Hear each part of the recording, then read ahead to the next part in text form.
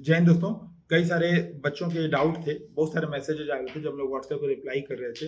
तो मैसेज में था कि भाई अभी मैं 10वीं में हूँ, 12वीं में हूँ और मुझे अभी से तैयारी करनी है और फर्स्ट अटेम्प्ट में यूपीएससी क्लियर करना है। अच्छी बात ये है कि आप अभी से सोच रहे हैं, 10वीं 12वीं में हो करके भी। कई लोग 12th पास आउट भी थे, तो 12th पास आउट होकर के अगर आपने अभी से सोचना स्टार्ट कर दिया है, तो अच्छी बात है। लेकिन अगर आप 10वीं 12वीं में अभी हैं, इन प्रश्नों में मैं 2 कैटेगरी में बाँट रहा हूँ। एक तो उन बच्चों को जो अभी 10वीं 12वीं में हैं और एक उन बच्चों को जो 12वीं पास कर चुके हैं, अभी ग्रेजुएशन फर्स्ट ईयर वगैरह में हैं। तो जो 10वीं 12वीं में हैं, वो अभी अपने पढ़ाई पर ध्यान दें। थोड़ा-सा अच्छे से नंबर ले आएँ वहाँ पे, क्योंकि उससे क्या होगा, हौसला अफ़ज़ाई होगा। कौन-कौन सी स्कॉलरशिप स्कीम्स चल रही हैं, जैसे अगर आप साइंस स्ट्रीम के हैं तो केवीपीवाई हो गया, इंस्पायर स्कीम हो गया, इनका आप फ़ायदा उठा सकते हैं। होगा क्या, स्कॉलरशिप मिलने से या कोई एक एग्ज़ाम क्रैक करने से आपके अंदर कॉन्फिडेंस बिल्ड होगा। प्लस ये जो तैयारी है, आप जब कोई एग्ज़ाम क्रैक कर रहे हैं तो ऑल इंडिया में मतलब पूरे भारत में केपीवाई जैसा एग्ज़ाम होता है, पूरे भारत में इंस्पायर जैसी स्कीम्स चलती है।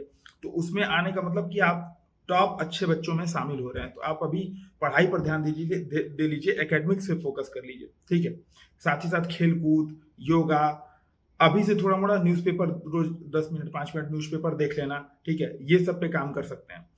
सीसैट वगैरह की मैं बात करूँ तो कॉम्प्रिहेंशन, जैसे आप पेपर पढ़ रहे हैं तो आपका कॉम्प्रिहेंशन तैयार हो रहा है, आप मैथ के क्वेश्चन लगा रहे हैं तो आपका रीजनिंग तैयार हो रहा है। तो जो 10वीं और 12वीं के जो बच्चे हैं, उन वो क्या करें, बेसिकली अपने अभी करिकुलर एक्टिविटी मतलब एक्स्ट्रा करिकुलर एक्टिविटी पे ध्यान दे लें, है ना? पढ़ाई पे ध्यान दे लें। ये अभी समय है इन सबको मजबूत करने का, क्योंकि अगर आपका बेस मजबूत रहेगा, आप सोचिए आप 10वीं 12वीं में हैं, अगर आपका एनसीईआरटी अभी से तैयार है, तो आप अगर कहीं कोचिंग करने भी जाएँगे फर्स्ट ईयर, सेकंड ईयर में, तो आपको फिर से एनसीईआरटी नहीं पढ़नी पड़ेगी। भाई वहाँ पे भी तो बेस में आपको एनसीईआरटी ही पढ़ाई जाएगी, ठीक है? जैसे हम लोग अभी हमारा जो है फाउंडेशन बैच चलता है, उसमें हम लोग एनसीईआरटी से ही स्टार्ट करते हैं, ठीक है?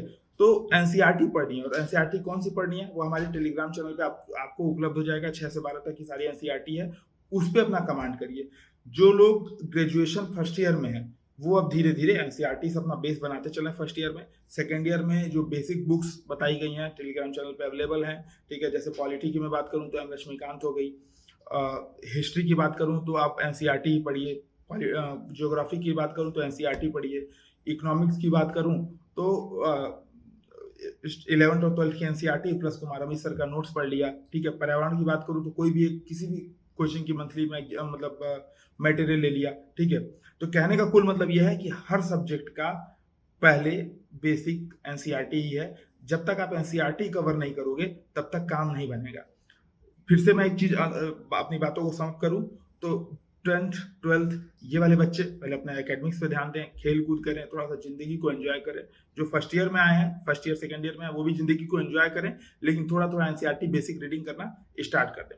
और भी कोई इसको लेकर के आपके मन में डाउट हो, तो कमेंट करके आप पूछ सकते हैं, मैं उसका जवाब देने का प्रयास करूँगा। मिलते हैं नेक्स्ट वीडियोज़ में, तब तक के लिए जय हिंद।